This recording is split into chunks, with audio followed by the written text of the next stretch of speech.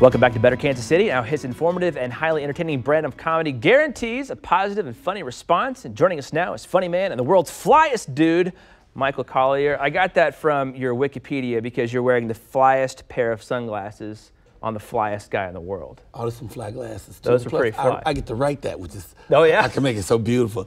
Better Kansas brought on the best. That's right. I love it, brother. Thank you and good morning. Good morning to you, sir. Now, we were talking off air. Obviously, it's the day before we celebrate Veterans Day here this weekend. Yes. Now, you're a veteran as well. I'm a veteran. That's why I was sitting there watching. I was like, yay, they're celebrating. Yeah. Now, first of all, I salute all veterans. You Yeah. know, I think that the veterans are the heroes, you know, of this country, for real. You know, I mean, I'm not into war, into anybody's war, but I went over to Iraq and Kuwait and served the troops.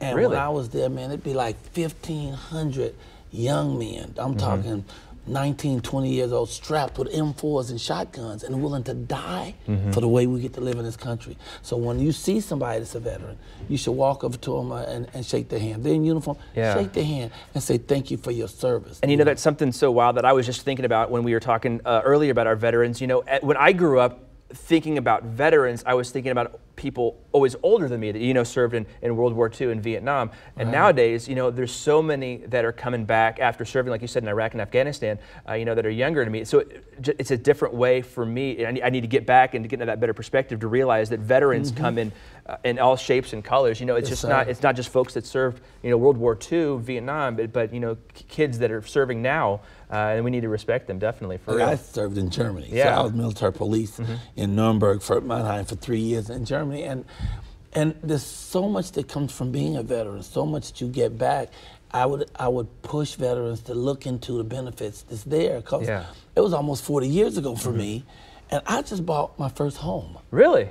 August is the first, all my life I've never had, in fact, the last place I lived, I spent 6 years there. I spent $154,000 renting somebody else's stuff. Yeah. And when they were ready for me to go, I had to go. The landlord came with a piece of paper, and I had never seen a lady. I've been there 6 years. All of a sudden, I see a white lady walking towards the house with a piece of paper. I says, we about to move. We about to go. And it sort of forced me to move. Yeah. And then I'm trying to get this money together, and then I remembered I'm a veteran. So being a veteran, I didn't have to pay a down payment. Really? The realtor was so happy. When I mean, credit score was good, and they said, you know, I'm a veteran. Ooh, you're a veteran. so I'm very grateful to everyone who's ever served. Well, you're in town now for the weekend up at the Improv at Zona Rosa, and talk a little bit about your show here. What are we going to expect when we come out to see you here in Zona Rosa this weekend? Well, first of all, I'm going to tell my stories about the vets, because I love veterans, so I will be talking about that. I like to talk about my mama. You know, I wrote a new play that I'm doing, and it's going to do 100 cities, and it's called Michael Colyer's Mama. If you like your mama, you'll love this show. And so in this show, it allows me to tell about my life, because, you know, I've been rich 3 times, but I've been broke 17.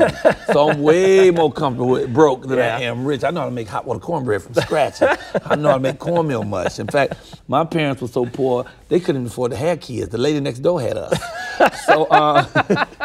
And it gets to cover my addiction, because I'm an addict, and I'm a proud addict, because I love recovery and I celebrate the gifts of sobriety every day. Everything I have is because I'm sober now. But I did crack for 23 years.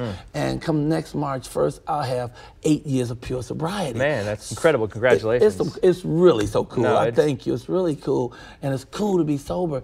In fact, I have a website now that is a pod called thehappypod.com. And on there, I interview celebrities who are celebrating the gifts of sobriety. So I have a 1-hour interview with Lou Gossett. Really? And Lou Gossett's telling his stories of success, and his stories of addiction, and his stories of recovery, and how now he's working again like he's never worked before, buying new property and living a great life because of sobriety. So in my play, I get to act it out. Well, man, I feel like we should sit here and talk for like another half hour, but they're yelling at me to stop. So no, we're not stopping. No, we're not going to stop. You listen to Michael Colyer. Okay, don't miss him at the Improv this weekend. Come and see him, up in bring your mama. Come and see him, say hi, and check out his bling watch. Show everybody your bling watch real fast. Y'all better see that. That's shiny. Borrow it. Get it back.